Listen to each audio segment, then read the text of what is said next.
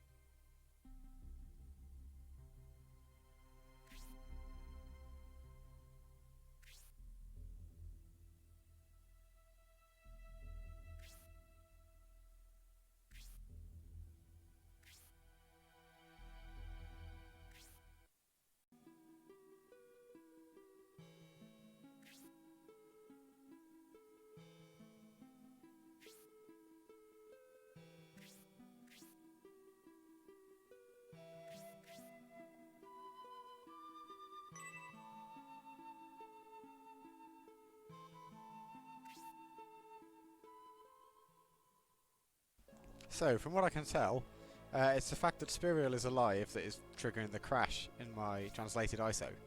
So, what I'm going to do here, I'm going to put in another jump cut again. I'm going to walk all the way back to Mallory to save at the church, so that I can then load back up in the translated ISO again. Because the quick save and quick load save states don't work. They're respective to each ISO. So I will catch you again in a moment of, well, it'll be literally a brief moment for you, but for me it'll be a couple of minutes. And here we are, now back in the catacombs. We're going to just trundle over here now. We've got a little bit of story to go through now. I'm hoping that this isn't the one where the portraits are screwed up. But either way, I will catch you in a little while.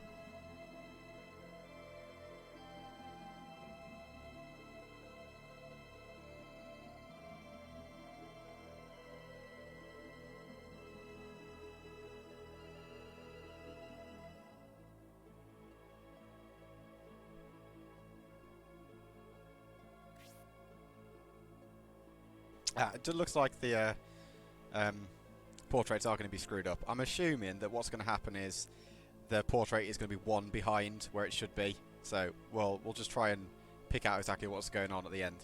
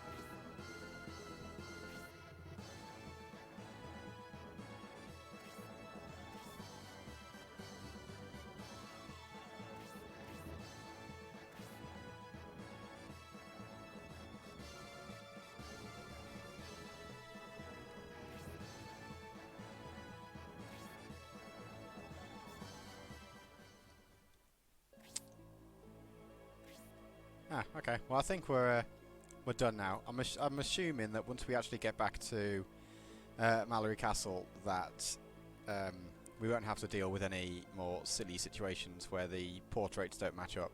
I'm not entirely sure why that happens there, but in the actual unpatched one, the conversation with Basanda screws up in a similar way. But the conversation there with Finding is totally fine. So I'm assuming there's just something wrong somewhere.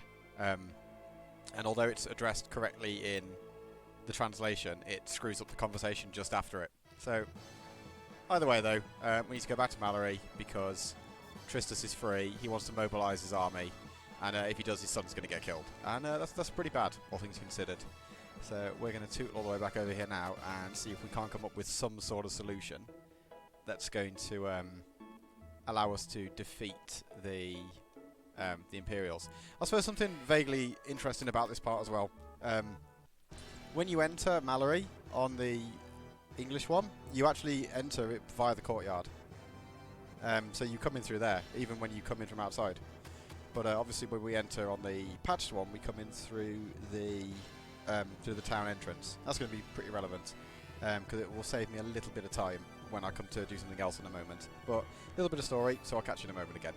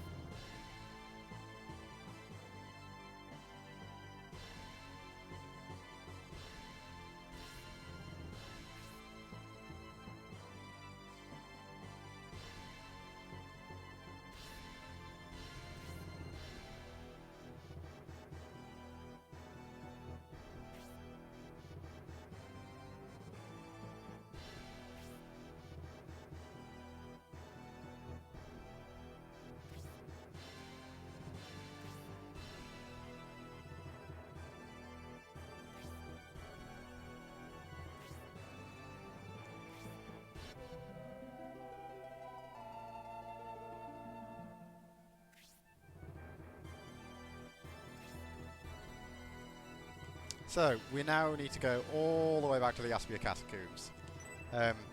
And once we get in there, I'm going to actually go through the process of going into the final battle. Well, I say final battle, final battles. I'm not actually going to be following through with them though. I'm going to be retreating back out because that way I can do the optional stuff as well beforehand. But I want to put that all in one episode so I don't have to do like another 2-minute story episode. I'm going to just chuck it all in together.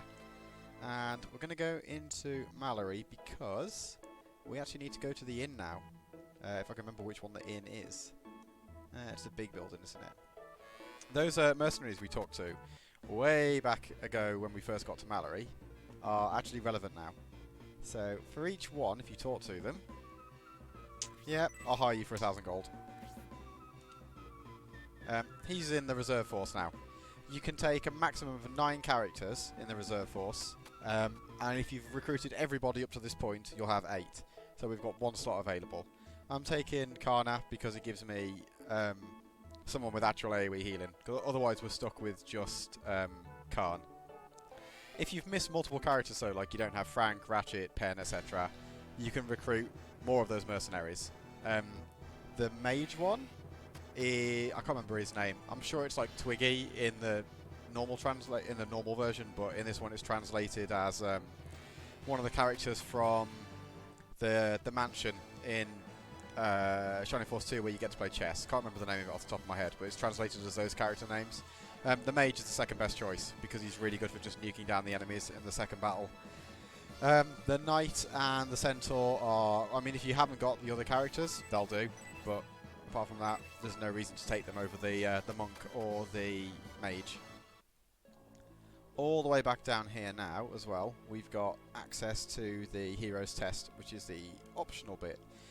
That's what I'll be tackling in the next episode. For now, we're just going to worry about just the story as we go back through the catacombs. I think, I'm not going to bother to look and check, I think we can actually enter the ruins from this area, like we could with the ones on Lookover Tower, but there's no point. We don't actually accomplish anything by doing so. So, a bit of story, catch you in a little bit, as is tradition at this point.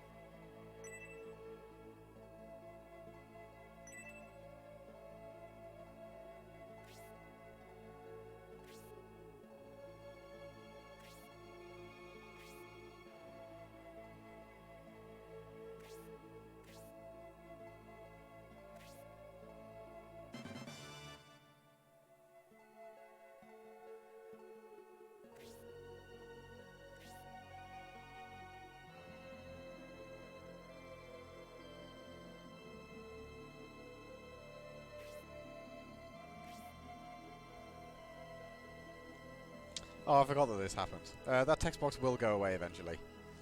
We're going to just tootle up here though. And go straight through as if we're going to go do the fight. We can just retreat out afterwards and there's no harm caused by doing this. So, no reason not to really.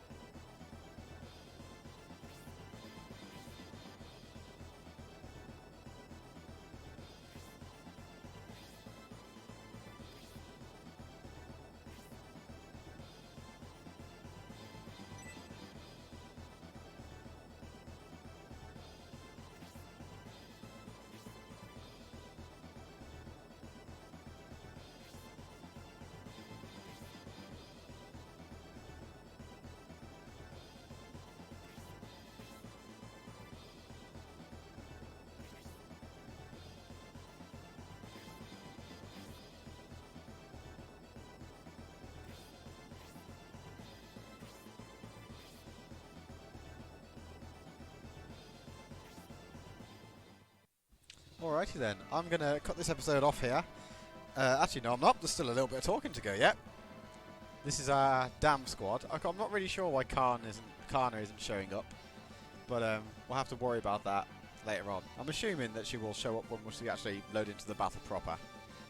Hopefully anyway. Either way, as I was about to say before the game rudely interrupted me by carrying on, I'm going to retreat out of this battle so that I can go tackle the optional dungeon for a bit. I'm planning to level up some of the B team quite a little bit, not a huge amount. I'm planning to level the A team a bit as well. To stress as well, it's totally optional. You don't need to. You can quite easily finish this battle with out-leveling your B team in the slightest. With your main squad at like 12, 13, 14, it's very doable. But something special I want to do, so I'm going to need to make sure I'm as powerful as possible. Thank you very much for watching, and hope to see you next time.